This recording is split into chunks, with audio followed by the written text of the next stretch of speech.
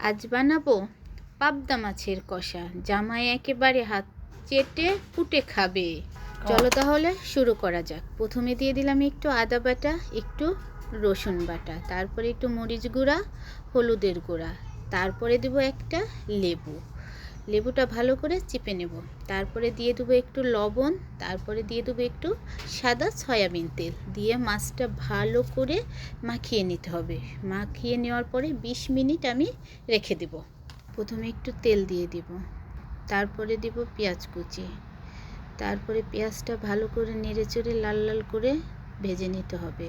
এরপরে দিয়ে দিব আমি আগের থেকে একটা টমেটো পেস্ট করে রেখেছিলাম, সেই টমেটো পেস্টটা দেওয়ার পরে একটু হলুদ গুঁড়া, একটু মরিচের গুঁড়া আর একটু ধনের গুঁড়া দিয়ে মশলাটা ভালো করে কষিয়ে নিতে হবে। এরপর দিয়ে দিব মাখিয়ে রাখা মাছটা দিয়ে ভালো করে নেড়ে চড়ে হাত ধোয়া একটু মাখা মাখা পানি দিতে হবে।